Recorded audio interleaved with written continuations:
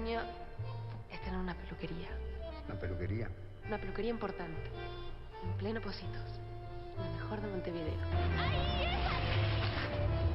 ¿Qué estás haciendo? Te estaba buscando. Tanta tibra. Con gente importante. ¿Dónde está la automotora? Ahí donde está la automotora. Ahí poner el escritorio. Poner todas las cosas que tengan que ver con la motora. ¿Te parece? Con espejos y columnas blancas. ¿Qué estás mirando? Se llama En la puta vida. Es una película uruguaya. En realidad la empezaron a dar en la charla, pero como el tiempo no dio, preferí quedarme a mirarlo. ¿Y cómo es? ¿De qué se trata? Es un viaje. En realidad es basado en hechos reales. La periodista María Urruzola viajó a Milán para investigar acerca de la trata de blanca entre Uruguay e Italia, y todo esto se dio en los años 90. Pa, Hay un libro también al respecto. Lo saqué recién de la biblioteca. No sé si querés verlo. además, avísame cuando lo termines.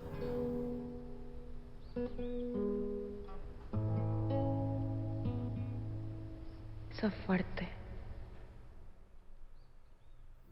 Me quedé con ganas de saber más.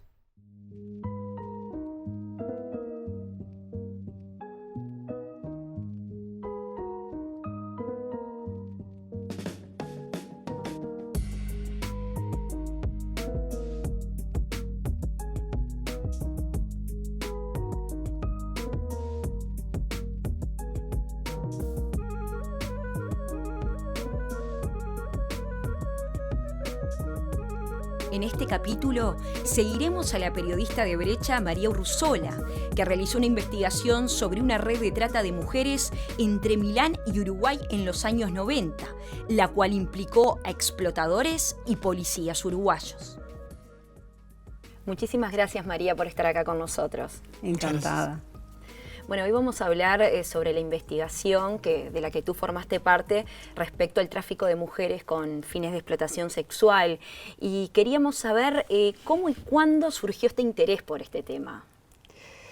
En realidad surgió un poco antes de que yo tomase contacto con digamos, el periodista italiano Luca, a partir del cual supe lo que estaba pasando en Italia. O sea, en realidad antes, un año y pico antes, yo ya había empezado a investigar el tema de la prostitución en Uruguay. Había entrevistado a una prostituta que anónimamente me había dicho que en realidad la llevaban a Italia. Después de eso, antes de este tema, de este caso, había pasado el tema de las dos Andreas, que fueron dos jóvenes que se las llevaron medio como a la fuerza y que las familias la buscaron. Es decir, yo iba como acercándome al tema. Me interesaba, sabía que había tráfico de mujeres. El padre Pérez Aguirre me había dado en determinado momento un cassette que él tenía de una mujer que había sido traficada hacia acá. Él había conversado con ella, la había grabado y me había dado ese cassette para escuchar. Es como que yo me iba acercando al tema, dándome cuenta que había cosas que yo no llegaba a percibir estando acá, pero que evidentemente existían. Se habla mucho de la investigación que yo hice, y en realidad yo soy de las que creo que yo no hice la investigación. O sea, esta investigación del tema del tráfico de mujeres a Italia la hizo la policía italiana. Yo me enteré de rebote porque justamente estaba interesada en el tema, porque había escrito sobre estos temas de prostitución. Y entonces cuando Luca busca con quién tomar contacto, un colega le da mi nombre porque considera que yo entendía de esos temas.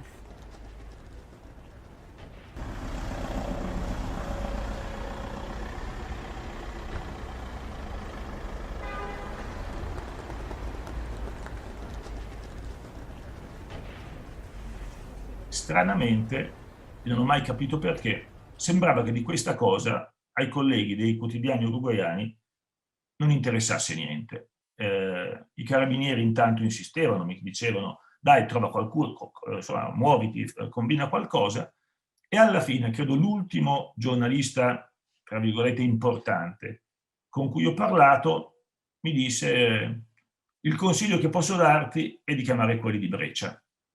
Breccia, io non sapevo cosa fosse, mi disse che c'era questo settimanale, credo, molto combattivo che usciva a Montevideo, e non mi ricordo se fu lui a dirmi già direttamente il nome di Maria o se fu la redazione, quando l'ho chiamata, a mettermi in contatto con lei. Però il gancio per arrivare a Maria nasce dal suggerimento di un giornalista, che non mi ricordo chi fosse, di un giornale certamente più grosso di Brescia. Ustedes tienen que pensar además que en el semanario donde yo trabajaba, los temas bastante excluyentes era la política, el parlamento, lo institucional, ¿no? Claro. Entonces, bueno, al colega que Luca contactó, a él no le interesaba el tema, no sabía, no se dedicaba a eso. Entonces, digamos que si bien quien hizo la investigación fue la policía italiana, el hecho de que me llegase a mí tiene que ver con que yo ya estaba en estas temáticas. Claro, no fue de cero, digamos. No, justamente, el colega que reenvió a Luca y le dijo, mira, te voy a pasar el teléfono de una periodista que sabe de estas cosas, llámala a ella, porque yo de este tema no sé mucho, un periodista que había estado en Italia, que hablaba italiano. Yo hablaba italiano, que fue una casualidad de la vida, si no, no podría haber hecho, no podría haber hecho todo lo que después hice, porque en realidad todo el expediente, todo... Claro, todo lo tuviste que leer en ese idioma, claro. Ni que hablar. Pero Luca Faso fue una punta importante. Él estaba buscando una conexión con periodistas uruguayos para continuar esta investigación. Él estaba buscando una manera de encontrar un camino para que la joven de Milán volviese. O sea, en realidad lo que estaba buscando eran colegas periodistas uruguayos que pudiesen decirle cómo se podía solucionar esa situación, porque la joven de Milán ya se había escapado y ya estaba en ese momento, cuando Luca me llama, ya estaba escondida in un convento. Per noi fu una rivoluzione, perché l'arrivo di Maria consentì a me come giornalista e ai 3 carabinieri nella loro attività di unire dei pezzi che per noi era impossibile collegare, perché non conoscevamo i personaggi uruguaiani, non conoscevamo i politici, non conoscevamo i poliziotti, quindi una serie di legami tra organizzazioni criminali e organizzazioni dello Stato, solo Maria era in grado di capirle e di spiegarcele. Pero no conseguían un contacto oficial o no confiaban en un contacto oficial acá, que tuvieron que hacerlo por una vía periodística.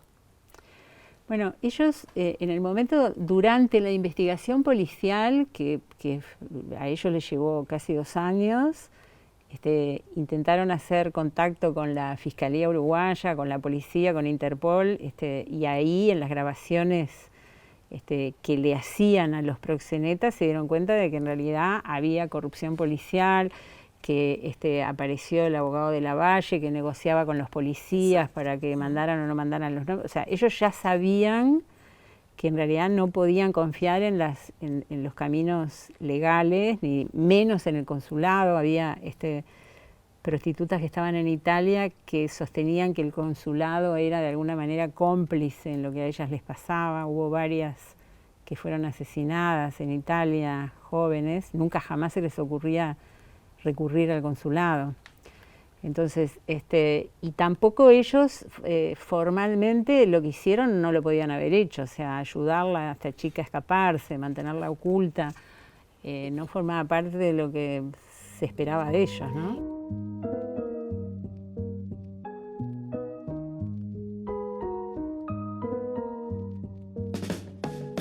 Sapevo che era lì perché l'avevo trovato io il convento. E cioè quando Elisa decide di collaborare con i carabinieri e quindi si trova a essere una potenziale vittima, un bersaglio da parte dei Fiolos, si era creata la necessità di mettere Elisa al sicuro. E quindi i carabinieri mi hanno chiesto se, tanto ormai ero diventato uno di loro, se avessi qualche idea dove mettere la ragazza al riparo. E io cosa ho fatto? Sono andato dal prete, che era il mio prete, il parroco della mia parrocchia quando ero bambino, che si chiama Don Pucci, e gli ho detto: Pucci, ma c'è questo problema di questa ragazza, dove tu che conosci i conventi, eccetera, si può fare una cosa di questo tipo? Y eso mismo, la tuvieron oculta, no te lo dijeron de primera, no te lo dijeron, esa información no te la dieron, demoraron unos días. ¿Y cómo se creó esa confianza, tanto con Luca Fazzo como los otros policías, tanto en que te contaran esto como en todo lo que te dieron, en toda la información? En realidad no tengo idea. Ellos lo que en aquel momento, ¿no? Hay que pensar que éramos todos jóvenes, o sea, más o menos, pero bueno, yo era un poco más vieja que ellos, pero yo tenía 37, creo, 38, y ellos tenían 30, 28, 29, una cosa así. Y en realidad lo que ellos me dijeron, yo le pregunté a uno de ellos en determinado momento por qué habían tenido confianza en mí, porque al principio después me di cuenta que me estudiaban, veían a ver yo qué hacía, qué decía. Hicieron trabajo de policía, que es mucho de psicólogo. Y él lo que me dijo es que en realidad mi forma de reaccionar cuando yo me enfrenté al juicio, cuando leí los expedientes, que me pasaba horas y horas leyendo, que mi forma de reaccionar a ellos les dio la pauta de que yo en realidad no me iba a lavar las manos. Y que eso les hizo tomar confianza de que yo en realidad lo que les decía, que iba a tratar de buscar la manera. Yo en realidad me vine a Uruguay la primera vez sin tener la menor idea cómo iba a ser para traerla. Claro. Es más, cuando llegué a Brecha los primeros días, ni siquiera lo dije. Uno, porque ya la publicación de las notas produjo un escándalo nacional megagaláctico, como decían ellos. Y entonces yo el tema de que tenía a la joven de Milán escondida, al principio no dije nada, porque es más, volví a Italia sin haber dicho en Brecha que yo tenía a la joven allá. Yo no la tenían ellos. Pero... Es en ese segundo viaje que vos entrás en contacto ya con Elisa, la joven de Milán. ¿Cómo se dio ese primer contacto y cómo pensás que se dieron las cosas para que ella confiara en vos, por lo menos al punto de decirte ciertas cosas? Yo creo que, bueno, yo le pregunto a ella acá en esta edición, cuando nos volvemos a encontrar 20 y pico de años después, yo le pregunto en qué momento empezó a confiar en mí, ella me contesta nunca. Yo volví y creo que estuve una semana, no me acuerdo ahora ya, y los policías la fueron a buscar a donde estaba el convento, que era fuera de Milán, y la trajeron a la oficina. El Palacio de Justicia de Milán es un edificio imponente, son como 7 pisos, la trajeron, la auto policial, y la subieron a la oficina de ellos. Y ahí nos encontramos en una oficina chiquita, ella y yo. Entonces yo le dije que bueno, que yo iba a tratar de hacer lo que pudiese, que ella me tenía que contar su historia y yo grabarla para poder traérsela a un juez. Le dije que se habían publicado las notas, que había todo un escándalo, que había intervenido la justicia uruguaya, pero que bueno, Y entonces ella me empezó a contar omitiendo cosas que yo me daba cuenta que las estaba omitiendo. O sea, yo me daba cuenta que ella no me decía toda la verdad y al mismo tiempo me daba cuenta que sí me decía la verdad, que fue lo que cuando estuvimos como una hora hablando. Y cuando salimos de esa oficinita chiquita, que los policías estaban al lado, el gigante, Dario, me estaba esperando. Y entonces me preguntó, ¿tú le crees? De eso me acuerdo perfecto. Y yo le dije, sí, le creo. Me dijo, ¿por qué? Yo, bueno, porque hay sentimientos que si vos no los sentís, no los podés inventar. Y me dijo, ¿cómo cuáles? Yo, bueno, como la vergüenza de estar en la calle parada con una minifalda que se te vea el culo. Si no lo sentiste... y ella, una de las cosas de las que me habló era la violencia que para ella significaba que los proxenetas la obligasen a estar prácticamente desnuda y que ella les decía, yo igual puedo trabajar sin vestirme así, sin desvestirme así.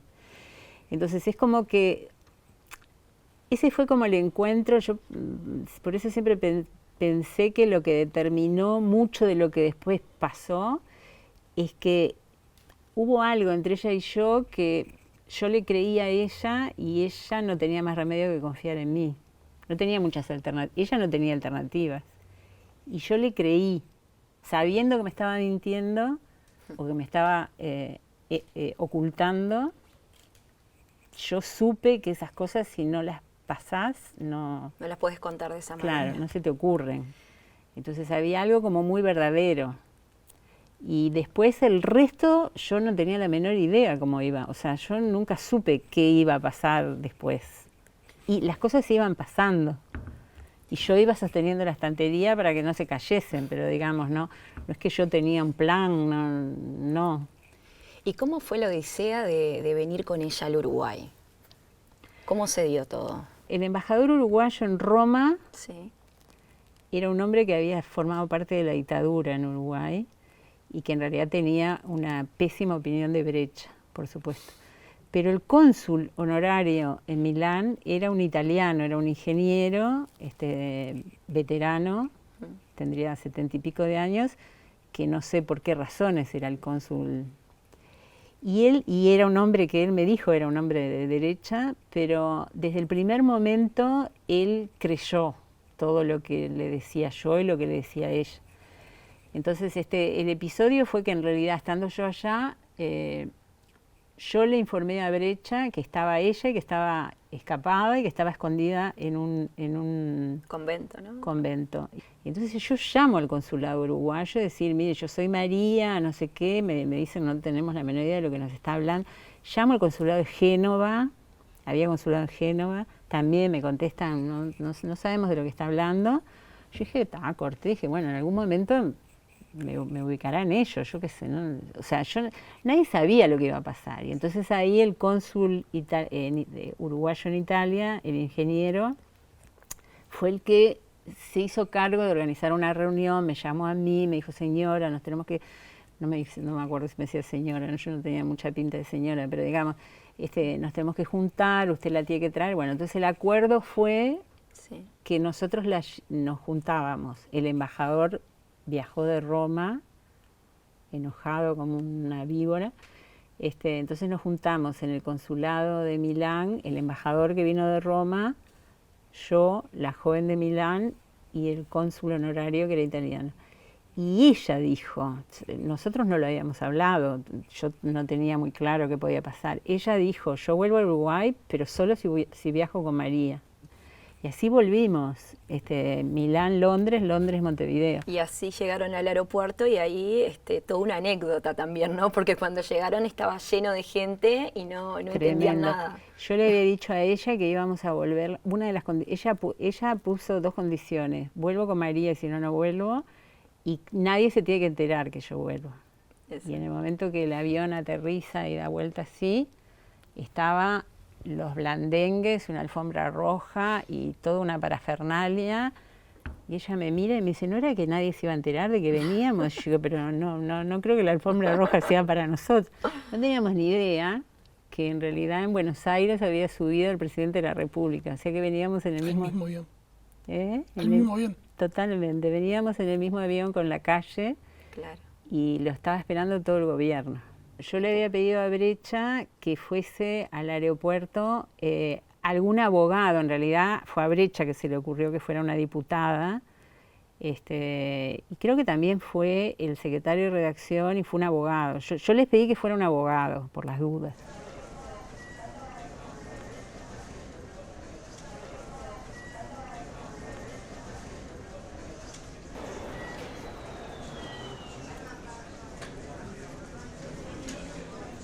En el episodio del aeropuerto fue absolutamente casual, ¿sí? Y ellas me encontraron en el aeropuerto, estaba Carmen Beramendi, a quien sí conocía yo personalmente porque era diputada del Frente Amplio, y estaba con María Urruzola, que yo ya la conocía personalmente también.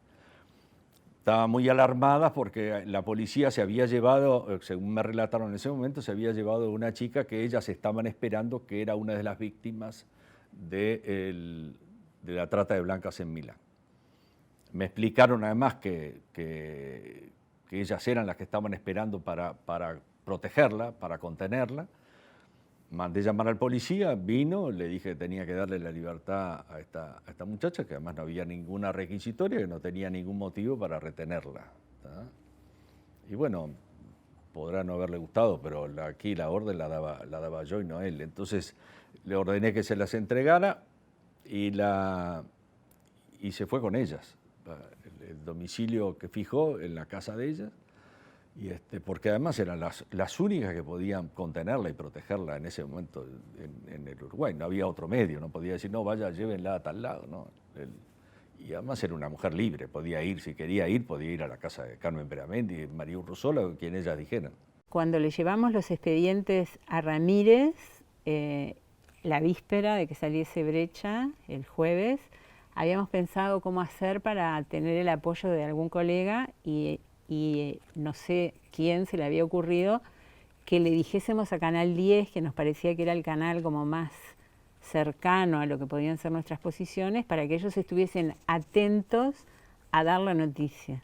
Sí. Para nuestra sorpresa, cuando sale Brecha, Canal 10 no dijo nada, y no dijo nada durante varias semanas, o no sé, a lo mejor mi memoria, pero digamos, no dijo nada. Y el que sí dijo ese mismo día fue Never Araujo en Canal 2. Never Araujo decidió abrir el informativo de la noche con la tapa de Brecha. Yo diría que esto empieza a estar abierto en el Uruguay, y en la Jefatura de Policía de Montevideo no tengo la menor idea. Nosotros tuvimos una entrevista ayer con el ministro, una larga entrevista que fue pedida por nosotros, donde le entregamos toda la documentación que yo traje, le entregamos una fotocopia de toda esa documentación, en el entendido de que era la autoridad que correspondía que estuviese al corriente de esa, y si por X motivo no le había llegado, o motivos desde nebulosos hasta simplemente motivos burocráticos, no sé cuál, si no le había llegado, que el ministro dispusiera de esa información. Puso su mejor buena voluntad, inmediatamente empezó a hacer llamadas telefónicas que evidentemente tenían que ver con, no sé, con lo que él pensaría hacer. Nosotros no se lo preguntamos, no era nuestro rol allí preguntarle qué era lo que iba a hacer, sino simplemente llevarle la documentación que está disponible y que nosotros suponemos que compete tanto al Ministerio del Interior como a algún ámbito de la justicia. Yo no sé exactamente a cuál, no sé si es un juez de turno, no sé cómo opera, pero yo supongo que la justicia tiene que intervenir en esto que debería ser un capítulo que se iniciara en el Uruguay. María Urruzola, estamos hablando de poderes públicos, de cosas que toman estado de notoriedad, pero hay una faz personal también en todo esto, gente del bajo mundo, gente del AMPA. ¿Cómo te sientes tú personalmente? Inclusive hasta la pregunta pienso que cabe, ¿no sientes temor por tu propia vida? Había un clima, muchísima gente decía, había como una especie de clima social de que me iban a matar. Pero como nadie sabía muy bien si existía la mafia en Uruguay o no, quiénes podían ser, quiénes no, digo, yo sabía que la policía estaba involucrada, pero tampoco es que, o sea, nadie sabía si existía una mafia, no, era como una cosa así como, no sé, como yo ahí descubrí que el Uruguay era un país que estaba atravesado por el miedo. Hacía solo 7 años que se había ido la dictadura. Y sin embargo lo que reinaba en la sociedad era miedo a meterse con los poderosos, miedo a ir más allá de ciertos límites. O sea, ahí emergió la realidad que era una sociedad transida de miedo. Para mí fue una sorpresa, porque yo pensaba que, bueno, en democracia ya no teníamos miedo, la gente tenía miedo.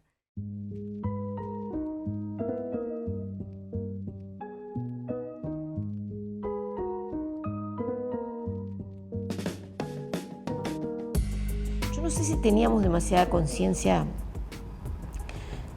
supongo que ella más que yo, demasiada conciencia de lo que eran los fenómenos de las mafias internacionales y de las mafias vinculadas a la trata, al tráfico, muchas veces asociadas también con el tráfico de drogas y de armas, ¿no? En algunos casos no, y en muchos casos, por lo que hemos ido sabiendo, sí. Entonces, había como una noción de que eran un fenómeno súper peligroso, pero no. Yo creo que por lo menos, no sé, me da la impresión de que para el Uruguay fue en Uruguay hay también mafiosos. La amenaza, en realidad, entonces, tocaron timbre en casa, no se supo quién era, yo no estaba, dijeron, no, tenemos que hablar, querían entrar a la fuerza. Yo le avisé al ministro, el ministro decidió poner guardia en la puerta de mi casa, a unos policías de la comisaría que eran muy divertidos. Los propios policías que se hicieron amigos de mi hijo grande, y bueno, eran unos personajes, eran 3, o sea, teníamos guardia todo el día. Los propios policías me dijeron que había colegas de ellos, que ellos los reconocían, que estaban vigilando la casa, entonces yo no sabía, o sea, nadie sabía muy bien, era como una situación. Pero un año después, cuando en realidad, bueno, todavía no habían procesado, no habían procesado, un año después traen a Uruguay, Paco Casal trae a Uruguay al Patito Aguilera, porque lo habían detenido en Génova, involucrado en este grupete de proxenetas y además con drogas. Entonces la única manera de que no lo llevasen preso era sacarlo de Italia y traerlo a Uruguay, que era el único país que no lo iba a extraditar. En ese momento yo publico una nota, porque yo había ido a Génova a hablar con el juez y a conocer lo que pasaba en Génova, y el juez de Génova me había dado el caso de él, o sea que yo ya lo sabía. En ese momento, cuando lo traen para Uruguay, yo publico una nota sobre por qué al Patito Aguilera lo traen a Uruguay, no por fútbol, ¿no? Y ahí sí, me mandan decir, a través de un amigo, una frase muy, que suena como a las películas que uno ve. Van a hablar con un amigo mío y le dicen, bueno, nosotros sabemos que esta mina va por derecha, que en el lenguaje de ellos es que, bueno, soy lo que ven, como dicen los ingenieros, pero en realidad no sabemos qué va a ganar, porque ¿qué está buscando? ¿Qué va a ganar? Que una vez por año le hagan un homenaje en el cementerio y vayan sus 2 hijos a ver. Ahí yo dije, uy, o sea, sabían que tenía 2 hijos, entonces, bueno, ahí todo el mundo se tomó un poco más en serio. Alfaro fue a hablar con el Parlamento, hablamos con el ministro. Ahí hubo toda una serie de movidas políticas. Yo creo, estoy convencida que algún dirigente de gobierno de alto nivel les dijo, ojo al gol, no se metan ahí. Esa es la convicción que a mí me quedó. Vos describís mucho todo este tema como haberte enfrentado a este alcance que tenía esta red de proxenetas y estos contactos, como enfrentarte al lado oscuro del Uruguay. Totalmente. ¿Qué impresión te dejó eso a lo largo de todos estos años y después de esa investigación? Yo tengo una opinión muy dura del Uruguay, por llamarla de alguna manera. Yo empecé a descubrir el lado oscuro del Uruguay ahí, porque era un Uruguay que yo no me imaginaba.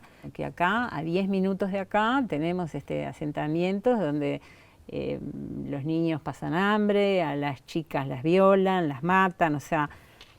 Entonces, yo tengo una idea muy dura del Uruguay, porque me parece que somos un país de laboratorio, somos apenas 3,5 millones de habitantes en un enorme territorio con muchísima riqueza. Entonces no hay explicación de por qué al país por qué a una parte de la población le tiene que ir mal, ¿no? María, bueno, teníamos para hablar muchísimo más, la verdad que re interesante todo lo que nos estás contando, ojalá que en otro momento podamos continuar y de corazón te agradecemos por haber venido y por habernos contado todo, la verdad súper enriquecedor. Muchísimas gracias, ojalá que esto sirva para que más gente se acerque al libro y a bueno, lo que pasó con esta investigación y también se acerquen a ese otro Uruguay para que, bueno, se pueda hacer algo. Se involucren en que las cosas dejen de ser como son. Bárbaro. Gracias. Muchísimas gracias, María. Por favor.